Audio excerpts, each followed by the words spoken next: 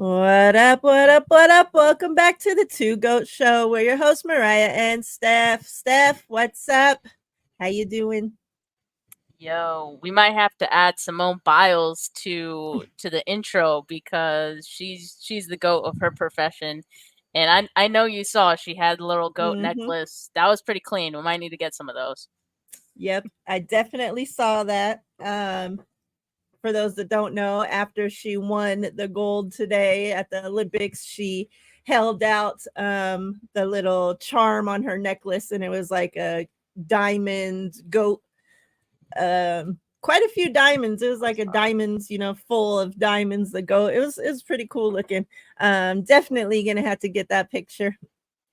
Chat, what's up? Hope everybody is doing great.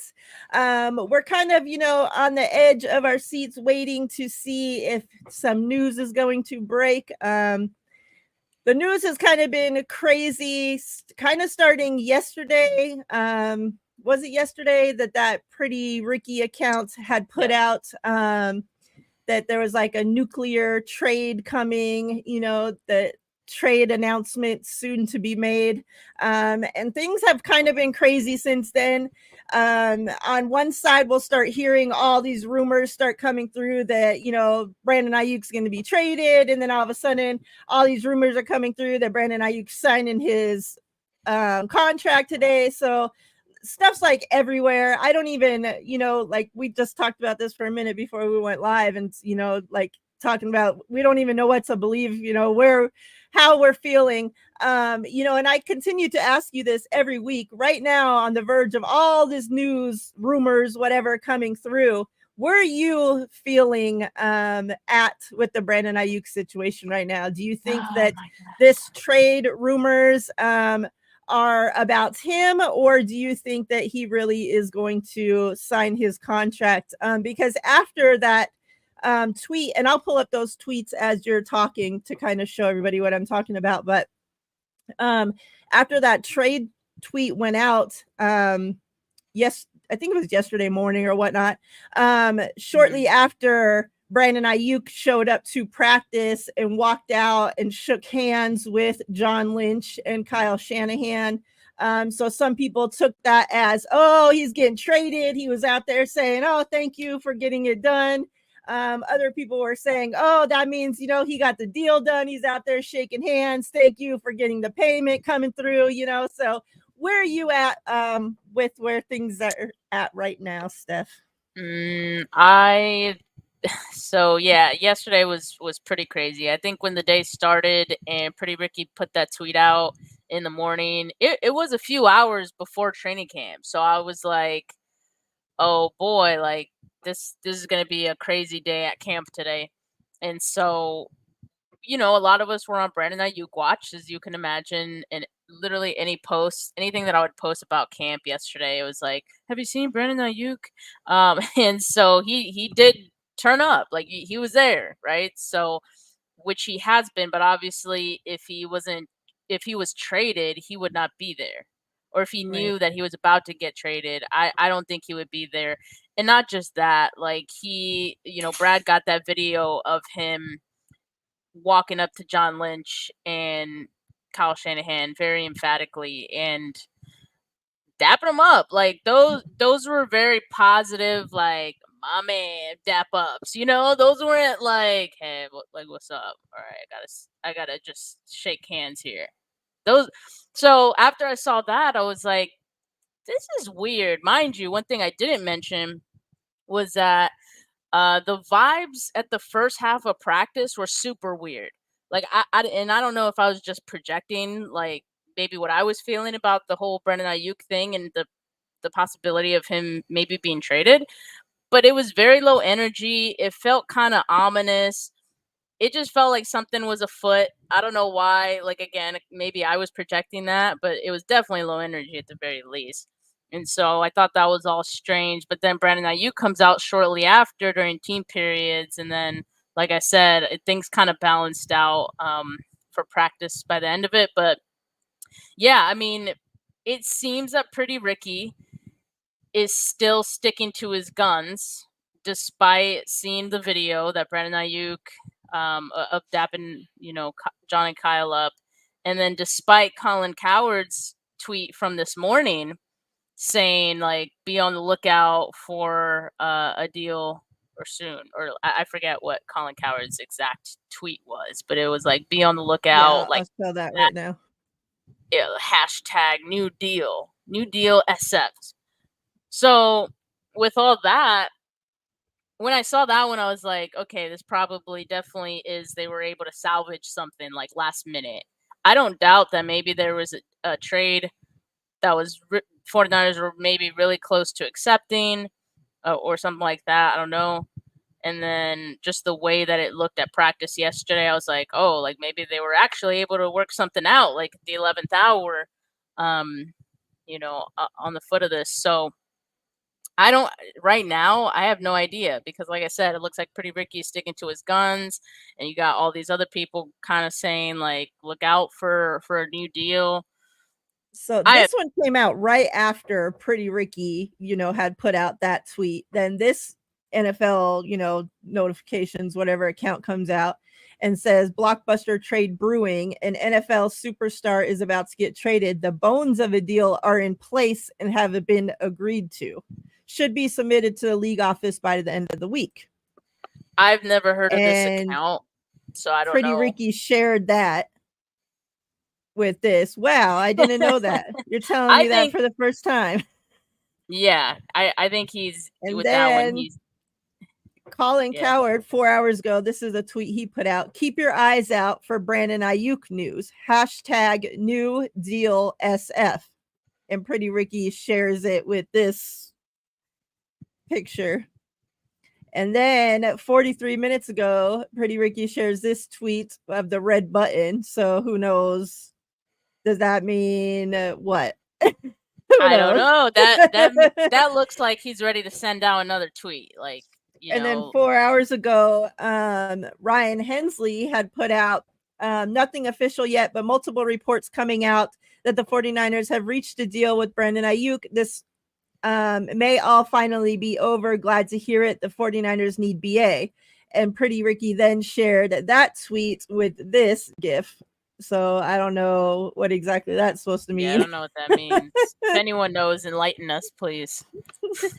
So that's where we're currently at with the tweet sweepstakes. So yeah, kind of been all crazy. I know I see some people asking like who Pretty Ricky is. Nobody really knows who Pretty Ricky is. He's had quite a few accounts now. This started at the early, like right as soon as the season ended, maybe around then.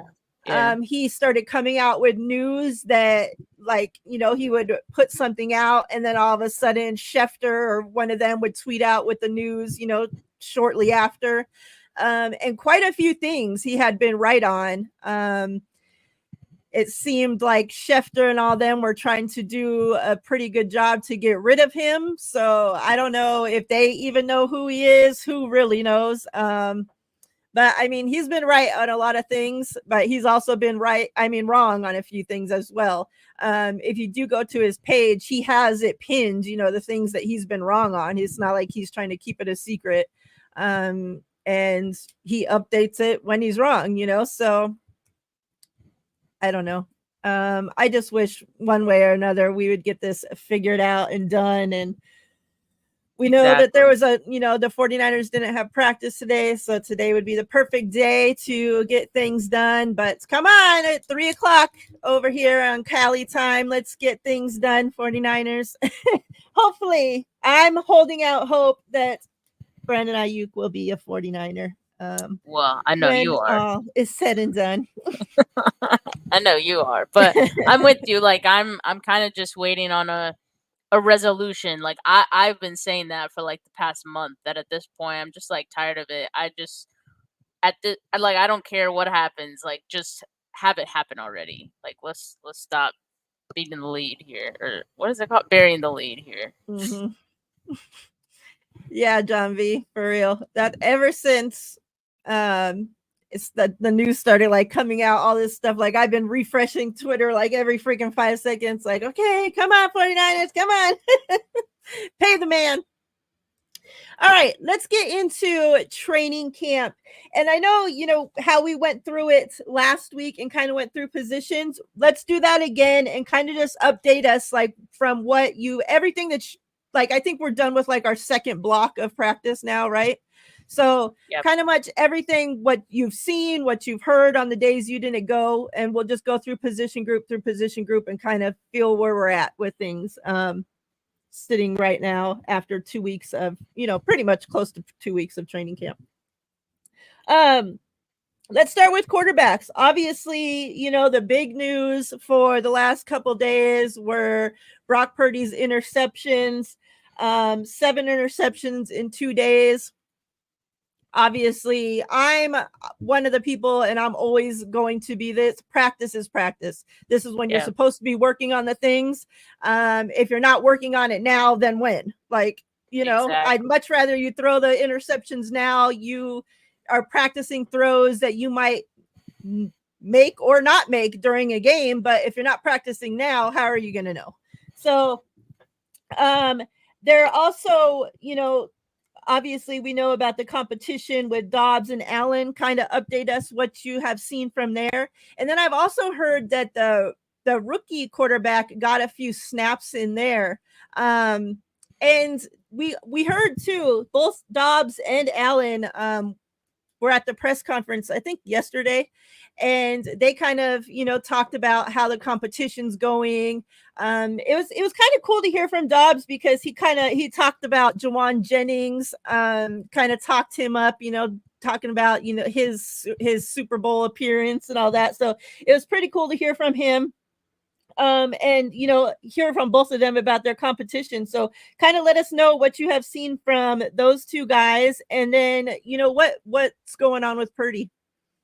Yeah, so as far as Purdy, I'm on the same boat as you that I'm not worried about it. So he had between 2 days of practice, he had 9 interceptions, right? That's not good.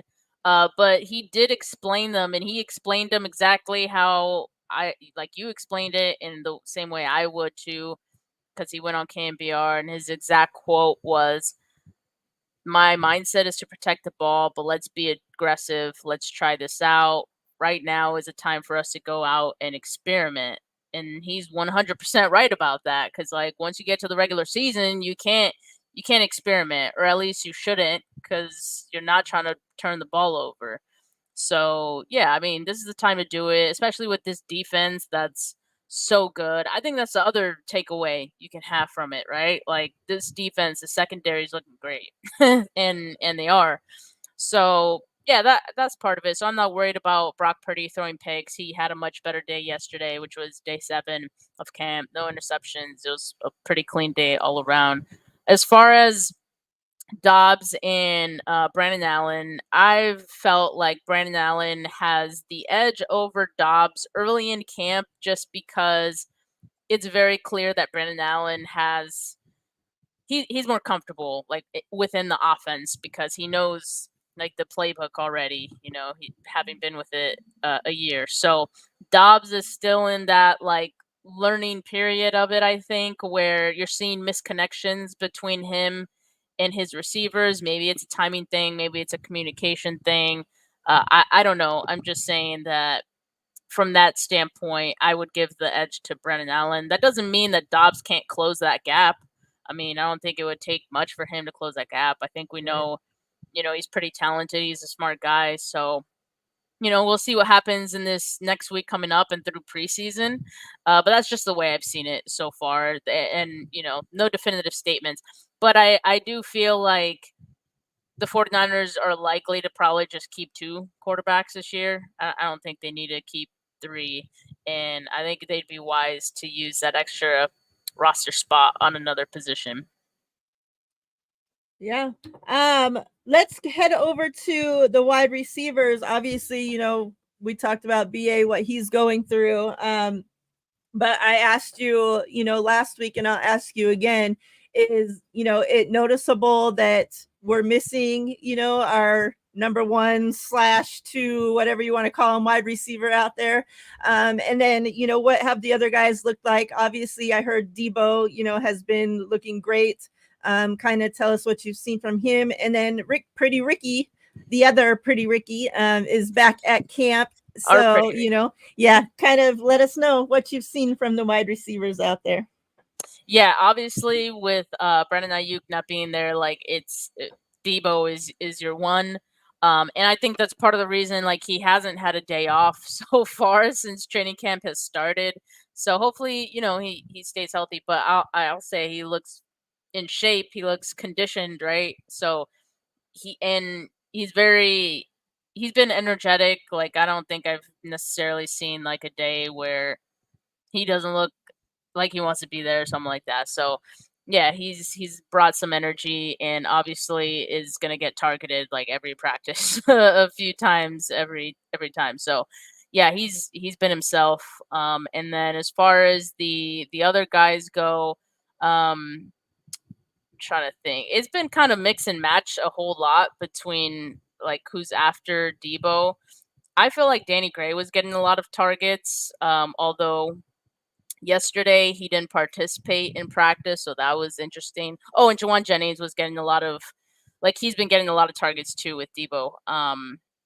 So they've been like the 1 and 2. My bad, they're the 1s and 2s, and then Pearsall works with the 1s and 2s as well, like the first team and second team. I mean, Ricky Pearsall, and he's looked good. I mean, we haven't seen a whole lot of him because he missed like the first block of camp, and the first day he came back from practice, he didn't participate in the team period.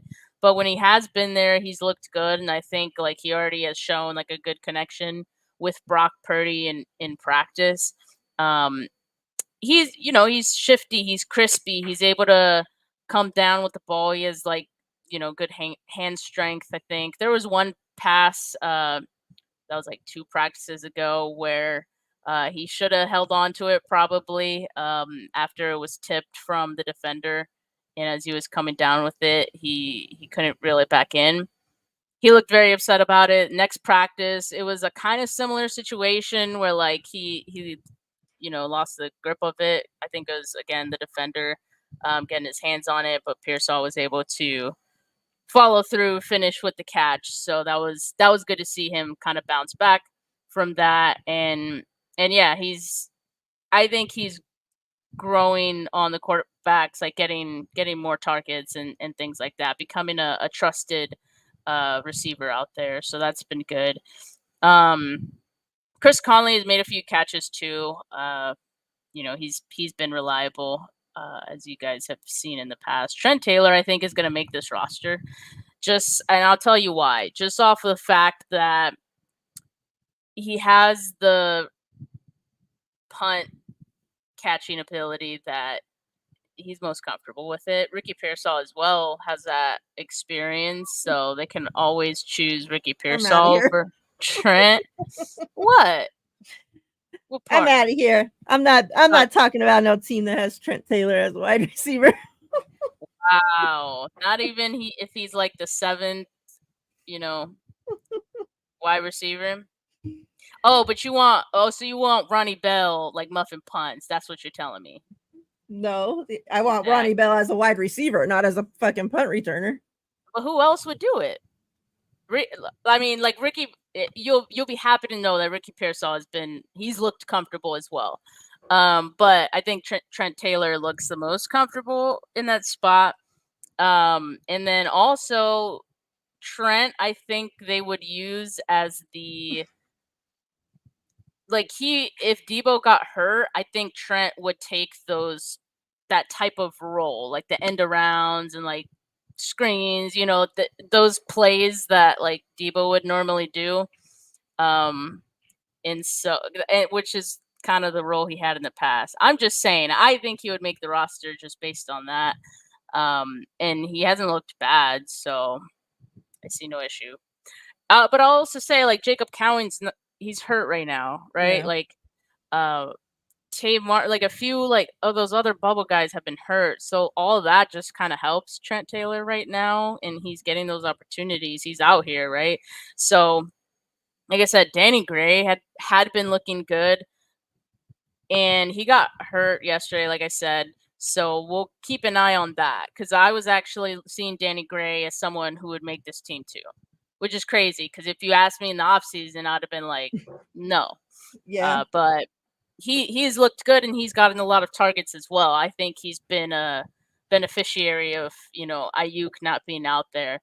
And he it looks like the quarterbacks trust him, right? And trust him to get open, and he does, because he's pretty quick. Yeah. So I'm hoping whatever injury he's dealing with right now is not serious, so he can push to make this roster. Ronnie Bell, is a curious case. I think he is getting those opportunities, like I said, to do the whole punt return thing. I just don't think that's a strength. I don't think the team will use him in that fashion. But for practice sake, he's there. As far as team period, I wasn't seeing him get the ball a whole lot until yesterday. Yesterday they were pretty thin at receiver because of all the injuries they have. So Ronnie Bell actually made a number of plays yesterday. He even caught a touchdown in red zone period. He was getting peppered with targets, and they were pretty nice. So I was like, okay, this is the type of day Ronnie Bell needed. Yeah. And so it's just up to him if he's going to stack those days and still look like that guy when Danny Gray or Jacob Cowing or some of the other guys come back, because then it's gonna, once other guys are in the picture, it might be a little harder to shine. So he has to continue to stack his days. But yeah, I mean, I haven't really paid attention to the rest of the guys. Malik Turner is someone I see get the ball a little bit, but I see him as a camp body more than anything, because right now there's just so many injuries, so I'm not paying too much attention to him. Tariq Owens, I think, will probably end up on the 49ers practice squad. Right. He had a touchdown yesterday in team period. So, but yeah, lot happening with the wide receivers.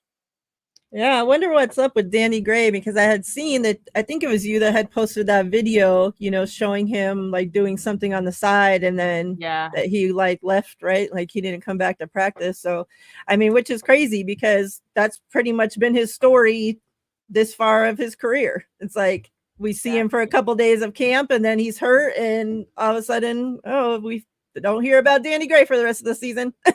It's just now all of a sudden he's hurt again, and it's just what the hell. Let's move over to the offensive line and defensive line. Last time we talked, obviously there was no pads yet, so not much can be really said about them.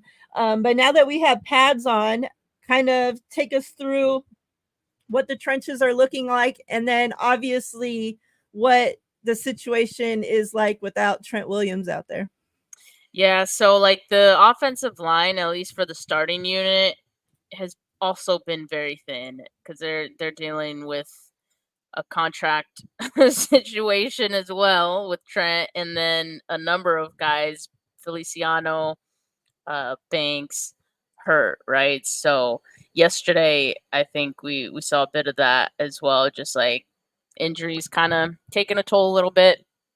But I will say this, Jalen Moore, I think at the early going of camp, struggled at that left tackle spot. The last two practices, he looked better, and that's going up against Nick Bosa and Leonard Floyd, right? He had a couple wins against them, which I find to be impressive. So he's getting a little more comfortable there. And then Pooney playing at right guard, because Burford dealing with his broken hand, Feliciano dealing with his knee injury. Pooney looks good. I haven't seen anything bad from Pooney, right?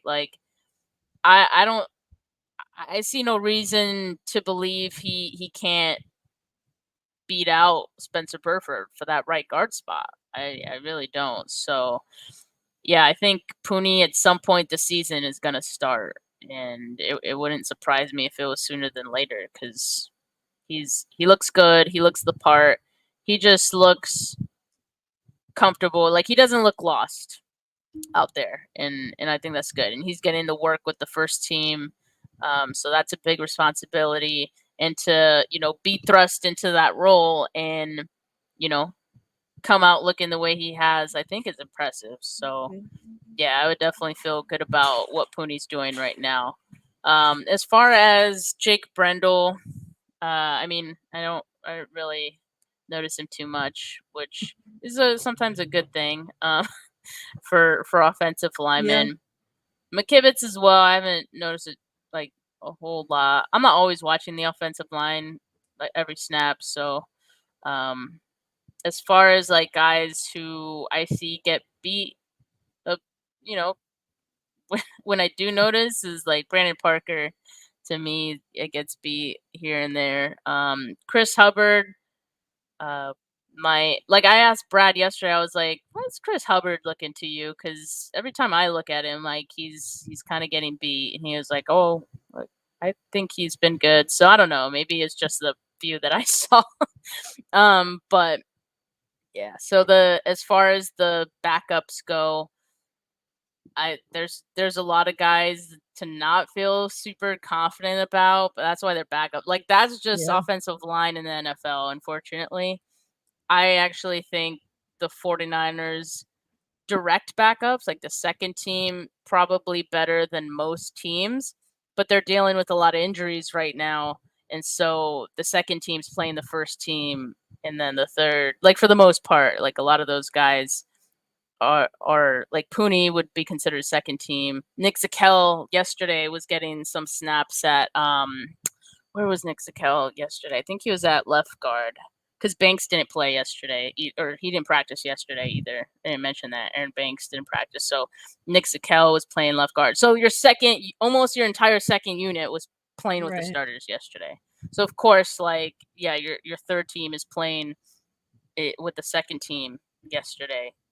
And yeah, so obviously there's going to be a bit of a disparity there in in talent between the defensive line and offensive line. But I think like once everything gets sorted out with Trent, once guys are back healthy, like going into the season and whatever the starting unit is, I think the biggest question mark about the starting unit is whether Burford or Pooney will start at right guard, right? I think I would feel good about that line if it's Burford or Pooney. I'd be excited if it was Pooney or even Feliciano. And then the defensive line. I mean, the defensive line is good. I think the guys that they've picked up have flashed quite a bit. I like Leonard Floyd. Like he's gonna be good. Opposite Bosa, I think. And I've seen all the new guys make plays, like Malik Collins, Jordan Elliott. Quite a bit as well. Gross Matos is exciting. Even the undrafted free agent Evan Anderson, I've seen make a few plays in team period too. One guy I've mentioned is Austin Bryant, and he gets I think a boost because obviously with Drake Jackson, not being able to participate in practice, like maybe he has a chance to make the roster or at the very least, practice squad. But he's looked good. He's like that speed rush guy, so he's able to win pretty quickly. So yeah, I think it's a nice group. I think for the defensive line, they look better. I will say this too, and Brad was able to corroborate because sometimes I'm like, okay, I'm seeing this. Am I seeing it right? I just still have that like, I guess self consciousness. So I asked Brad. I was like, or I just said it. The run defense looks better, and he was like, yeah. I was like, yeah. So I was like, Thank the run goodness. defense looks better in practice, especially like interior runs too. Like those are looking good. I think. I mean, Eric Armstead's a beast, right? But he's more of a thinner like tackle, defensive tackle, whereas both like Hargrave and Collins are like, they're more of Thickums.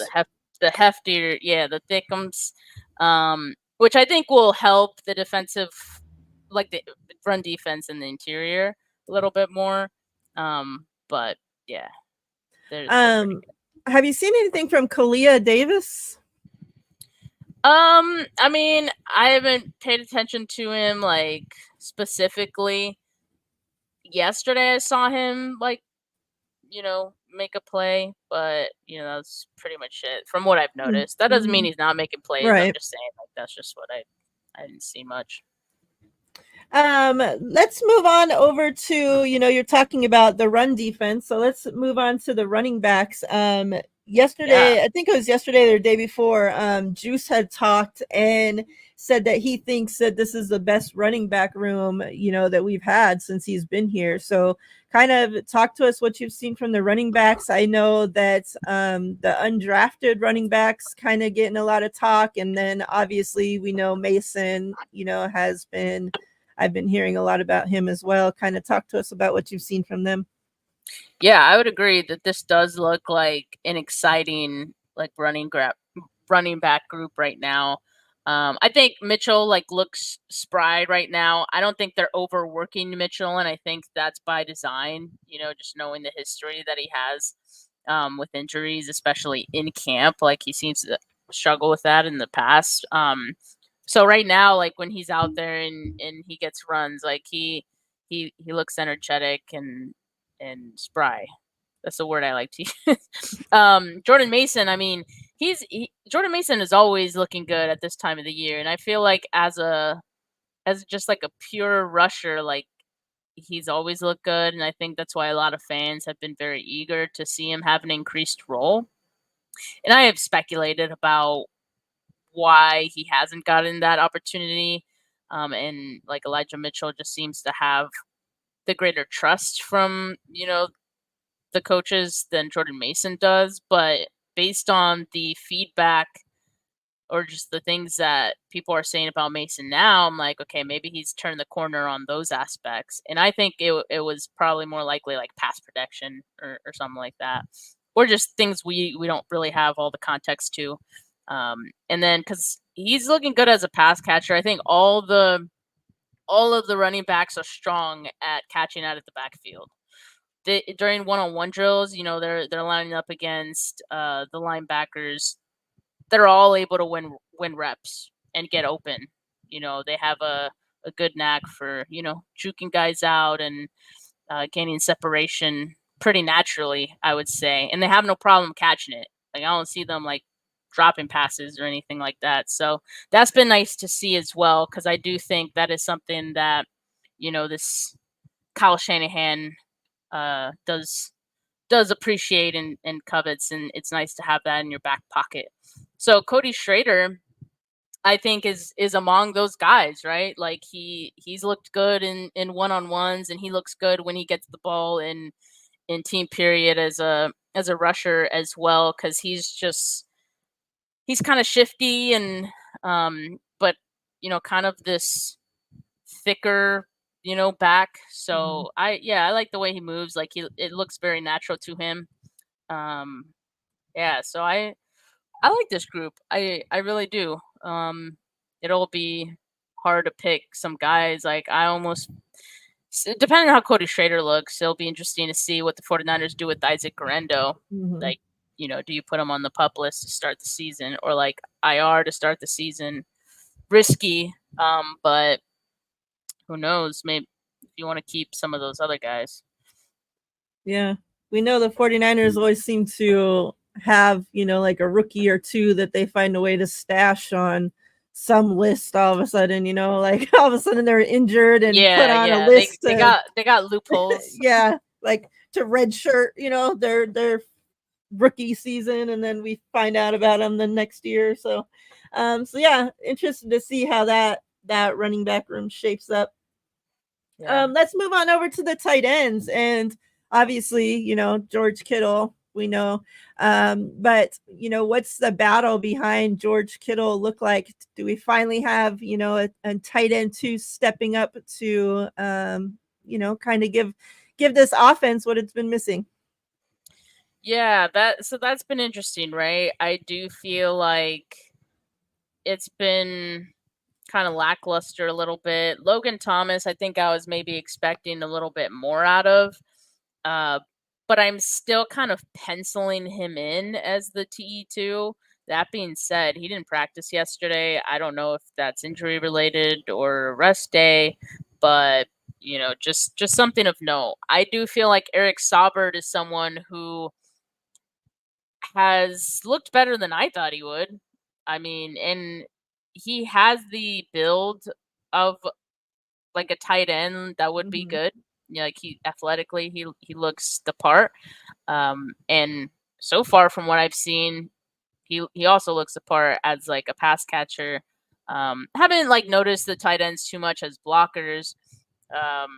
But yeah, Saubert I think has a nice thing going so far in camp. As far as the second year guys, Willis and Cam Latu, I wish I wish there was more to see from those guys. Like there's just something lacking there. It's and for Cam Latu, like he'll both of them are kind of inconsistent. Like they'll have a nice play or maybe like a string of nice plays they get into practice, and then they'll follow that with like a drop or something, like Yeah. just something where it's like, come on, like so they're not consistent, and that I think is the thing that is bugging me the most, especially Braden Willis, because like, dude, you were here, you were healthy last year, you were you were getting snaps in the Super Bowl, like I expected more, I guess, in terms of growth in their second year. I'm not seeing it consistently out of those guys, so we'll see what happens, how that shakes out. But yeah, I guess it's like uninspiring so far beyond like after George Kittle. And Yeah. like I said, I do like Eric Saubert though. I think he looks fine. Like Eric Saubert looks like he could potentially be better than, the the guy Ross Dwelly or like, Uh-huh. Charlie Warner. As far as the, like Yeah. being able to catch as well. Mhm. I never really cared for Dwelly or Warner. He was okay as a blocker, but other than that, it's just like whatever. But I was always like Yeah. frustrated when we're rolling into the season with like Dwelly as our number 2 tight end. It's just like that's like the best that we could get, like come on. Shout out to Corey. Appreciate you. He says if BA deal is imminent, I can't say the word. Whatever. You guys can see You're it. like that scene from Imminent. from Finding Nemo. Yeah. Imminent. Niners typically like to announce right away. The waiting makes me think it's a trade, or I'm just devil advocating. I do that. What you think? I don't know. Me either. I mean, and I don't even know if the 49ers like to announce things right away. Like, do we just think that, or do we know? How would we know I don't if even they know weren't anymore. waiting? I don't know.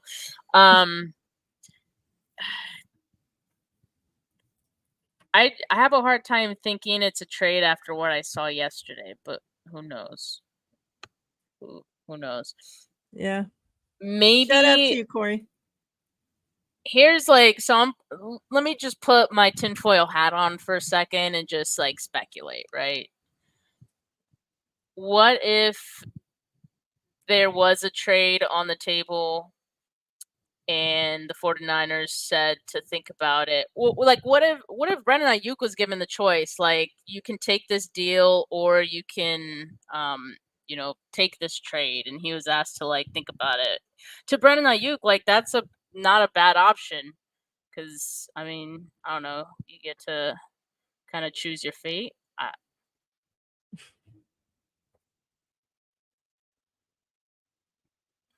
Yeah. I don't know. I don't know anymore. Shout out to Tech says because Steph always gives us all the intel. Thank you. Appreciate you. Appreciate you both. Okay, let's move on over to the defensive side. As Juice said about the running back room, about this being the best room that he thinks that we've had. Diamador Lenore said the same about the cornerback room, that he thinks that this is the best cornerback room that the 49ers have had since he's been drafted. So kind of let us know what you've seen from, wrap it all in together again, the cornerbacks and the safeties. I would definitely agree with Lenore on that one. I feel really good about this group, and obviously with Mooney Ward and Lenore, I think like Lenore could be even better this season, and he was already pretty good last year, right? like the way he's looking so far in camp, the way he's like soaking up everything that Brandon Staley is telling him, and he's like, you could tell he's really trying to work on his game. Like he cares about improving. And assuming that he's going to be healthy this year and he puts it together for another full season, that's going to be an expensive extension. So I'd be looking at getting Lenore done before the season ends, quite honestly, based on what I've seen so far. So yeah, that's how it's looking. And I think that, like, they're truly just very deep right now, like so deep.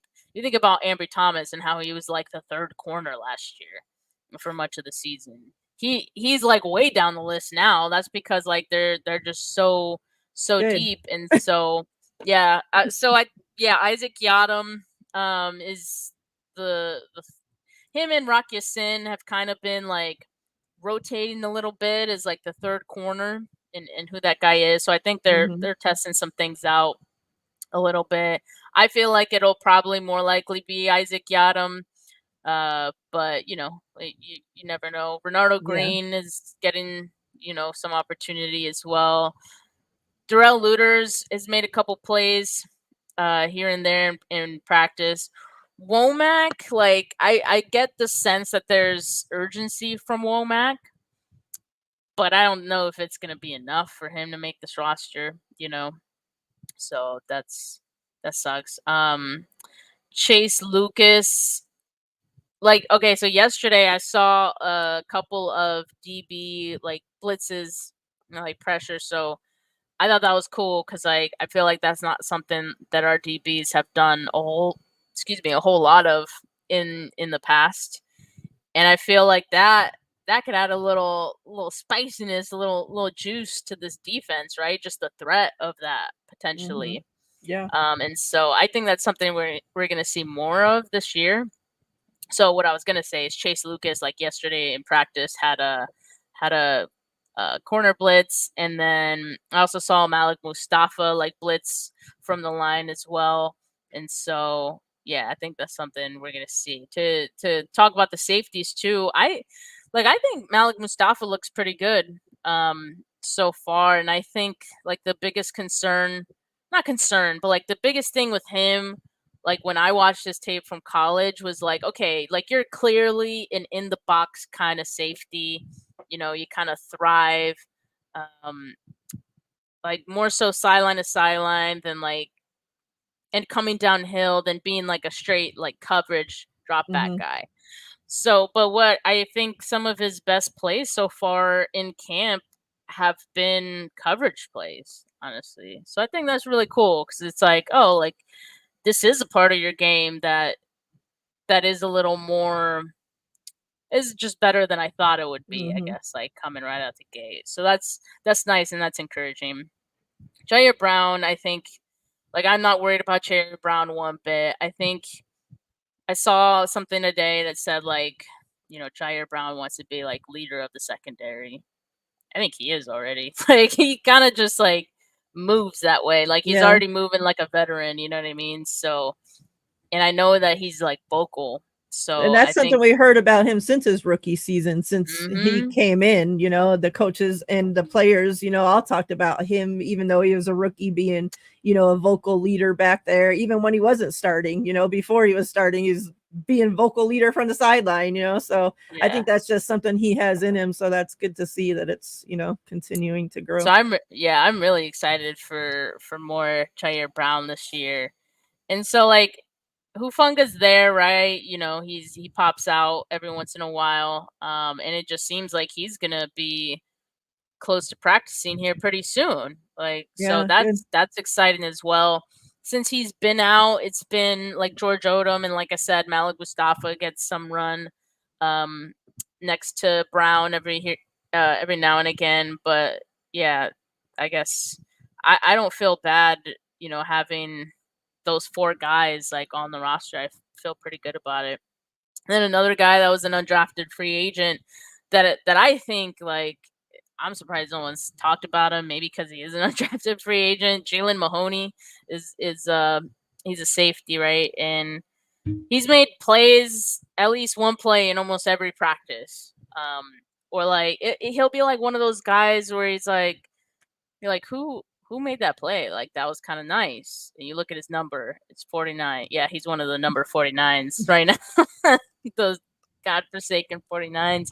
But Jalen Mahoney's rocking it because he's looking good on the field too. So yeah, he's been impressive. I think he can make the practice squad at the very least. So yeah, I feel really great about the DBs. And like yesterday in practice, and this has kind of been a theme throughout camp, aside from like, the interceptions, is like there's a lot of coverage sacks yesterday in practice. Like Brock can't find anyone open. That could also be like your wide receivers are thin. You don't have BA out there, like a guy who can win like one-on-one consistently. Mm-hmm. Yeah. But I think it's more so that the DBs are good this year. A couple things, to kind of tie into with the DBs. During Diamador Lenoir's press conference, he really talked up Brandon Staley, like, talking about like that he's a genius and like he's already taught him so much, and like teaching about different like things that he should be looking for on the field. And like he went all into it, like basically telling him like, if you're seeing this, like why are you doing this, knowing that the wide receiver's going to be doing this. And he's just like, everything he told me like clicked in, and just like holy shit, like and so I thought that was pretty cool because like he really went into like for a few minutes, talking up Brandon Staley and already how much he's taught him just in this little time they've been together. And I always find it funny because then Sorensen comes in, for his presser, and they ask him, like, oh, Diamador Lenoir said this about Staley and blah, blah. And Sorensen's just always like, the way he answers the questions about Staley is just hilarious to me. Like I don't know if he got mad. Like, I wouldn't say he got mad, like when they asked him, like when they said Diamador Lenoir is talking up Brandon Staley, but he kind of like, I don't know, like if it's like a competition between them, or if he's like you know what I'm saying? Like now I want to see the video because it's just I noticed it every time he's been asked about Staley, and it's just like he's very short. Like, oh yeah, I told you guys before, he's been great. Yeah, he's been a lot of help. Like he just doesn't want to stay on the question. I don't know. It's just funny. Like, I get it though, because like people, they kind of be asking the same questions. They do about Staley. That's about everything. Ask me something more specific. Yeah. So I love that Diamador Lenoir had talked up Brandon Staley, and I'm glad that, because some people report that Staley's just walking around with Kyle all day and, not really doing anything. But obviously that's not the case, because Diamador Lenoir is already there talking up how much he's learned from him. And then there's this quote or whatever going around that Jair Brown was on KMBR and was talking about the young guys in Renardo Green and Mustafa, and he says Renardo Green comes in and his man coverage is outstanding. His ability to pick up concepts. Mustafa is the same way. His ability to pick up concepts, ability to pick up the play. These guys learned the play as soon as they came in from rookie minicamp. They had this thing going. The sky's the limit for the secondary. Yeah, it really is. I'd feel great about the secondary and the way it's going to look this year. Me too. I can't wait. And like, I just keep thinking about when if Huff can come back, and obviously we don't know what he's going to be like from injury, right? But we can just hope, that he's the Huff that we know. But you think about like Huff and Jair Brown already together, like the duo that those two could be, and then you throw in Mustafa with them, and it's just like, we went from having a secondary that I swear we were in a drought of interceptions. Like we couldn't get an interception to save our lives for years and years and years. And now to having a secondary that, man, like we could actually be like top of the leagues in interceptions, you know, like if these guys all live up to, you know, what they could be. Like we already saw last year, like the interceptions went up, you know, obviously adding in Charvarius Ward into the mix. And now it's like if we can get these young guys getting their hands on the ball too, like, whew, like, man, I haven't been, and I keep saying this already, you know, like I swear, since we drafted Mustafa, I've felt this way. Like I haven't been this excited about a 49ers secondary since I can't even remember. Like since back in the days when we had the thumpers back there. Yeah, you know? exactly. That's what I was Yeah. gonna say. Probably Whitner. Yeah, and- exactly. And so like I just really hope, you know, these guys, man, like I said, if Huff can come back and be Huff, and like, whew, these guys can be scary. Let's move over to the linebackers. Obviously, you know, with Greenlaw being out, kind of talk to us what you've seen, you know, going on with that competition for the linebacker 2 spot, and then what the linebacker 3 spot is going to look like as well.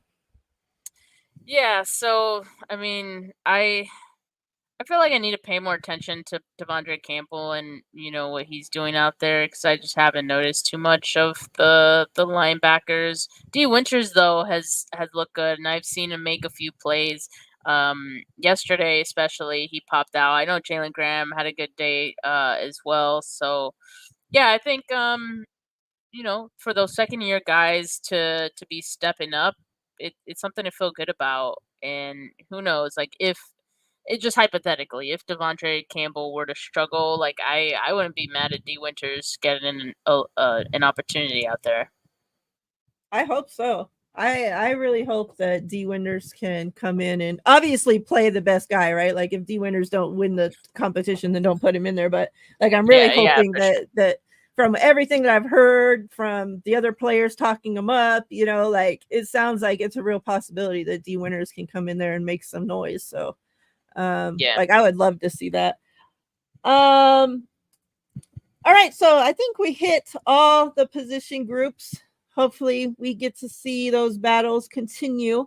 Something that the 49ers announced today that's pretty awesome. So they put out a thing that says 49ers today announced that Frank Gore will be the newest inductee into the Edward J. DeBartolo Sr. San Francisco 49ers Hall of Fame in San Francisco's Week 1 matchup against the New York Jets on Monday, September 9th. Awesome. Like those that know, like I've told this story, you know, like on my channel, like I was a 49er fan, but you know, just like I did not like sit down and watch all the games and all into it, you know. But watching Frank Gore, like that's who made me fall in love with the sport, the team, like everything. Like I loved watching Frank Gore run, you know, and just the violence and just, you know, like literally the team would be dog shit and he would put them on his back and just carry them, right, you know, carry them away. Like just like when I think of like my fandom and everything, like I can't think of any of it without it starting with Frank Gore. Like if Frank Gore, like probably, who knows if I would even stayed a 49ers fan, who knows, you know, I was young, who knows what would have happened, but Frank Gore, like I was like, there's no way, like I could never change another team now. Like this guy made me love this team, made me love these colors. And the fact that to have him like back with this organization, like just means so much to me as a fan to have him just, you know, like I would have loved for him, his son, obviously, to be a part of this team, but you know, I wish him the best over there. But now to have finally like him going into like the Hall of Fame and them just pretty much, you know, showing Frank like what he's meant, you know, to this team, to this organization, to the fans. I hope, you know, even though he couldn't win a Super Bowl like as a player, like I would love, you know, if nothing more than this team to win a Super Bowl and him, you know, as part of the staff, that, you know, it's you get a Super Bowl win one way or another. So kind of give me your thoughts on the 49ers making this announcement today. I love this man. I'm kind of the same as you, that like Frank, I grew up watching Frank, you know, and especially because for how long he played. We all a lot of us grew up with Frank, and I mean he played for the Jets. what was it, like a year or so too. So I think it's cool that Yeah. he's gonna get that against them in that first game, and I think this is very, very much deserved. Um, I mean, it could have even happened years ago, honestly. Yeah. But yeah, better late than never. And the fact that he's with the org, still part of this team in any capacity, I love that as well. I love seeing him, on the sidelines at these practices, and just knowing that he's able to be involved in the process of helping build this team and all that stuff is really cool, because he was a huge part of, I think, building the team and the culture from like the Harbaugh era. And then, what it is today, I think like that Harbaugh era, like running backs or just team kind of helped set the blueprint a little bit for this 49ers team, like Staley too. So those two guys, those are like my two favorite 49er players. So yeah, Yeah. it's gonna be a special one. It makes me want to go to that game even more, because I was like, I want to go to that game, and now, man, I really want to. Yeah, it's awesome because it's been like so many years, I feel like, since the 49ers started the season at home. Like, it feels like we're always week one on the road. And to get a week one at home, and then like you start off the season, hopefully like this just sets the season off. Like, okay, we're gonna start it off right and continue the path straight through the season. Exactly. What, like, when he's at, when he's down there for training camp, like on the field and stuff, is he like what does he do down there? Is he coaching up, or does he just stand there and watch? No, or? he doesn't coach up, because his role isn't that of a coach. I think it's like he works more so with like the front office, if I'm not mistaken. I'll look up his exact role, but it's with, I don't know if it's the scouting department. Yeah, I think it's with scouting. Might be scouting. So, but like so I saw the scouts the first day of practice. Like, all the scouts were there the first day. And, I recognize them all, so I knew who they were as they were walking around. But Frank's been out there. I've been spying on him, but Frank has been out there like all the other practices, because I think he also just likes to be close to the action, So I think he enjoys being around the practice. I mean, to play football as long as he did, you have to, right? Like, you have to love being around seriously. It. Exactly. And I mean, I would never doubt that man's love for football. So yeah, so he just kind of stands around and watches. Like, that's it. But at least he's there. Shit, I'd much rather him down there standing watching than on Buffalo Bills sideline watching them. Yeah, exactly. So he's football personnel advisor for 49ers. So whatever that is. Yeah, I'm like, sounds important. All right, that's all I really have. You have anything to say? Anything? What you got going on? Yeah, so part of me is like, I don't want anything to get announced with this Brandon Ayuk stuff right now, or at least today, because I'm like, dude, it's my day off from like this camp shit. Like, I'm cool, I'm chilling. So maybe they'll wait till tomorrow. I don't plan to go to the camp practice tomorrow though, so you'll have to get your info from someone else for the day. And then Saturday I'm trying to get tickets, and then Sunday I'm trying to get tickets for it.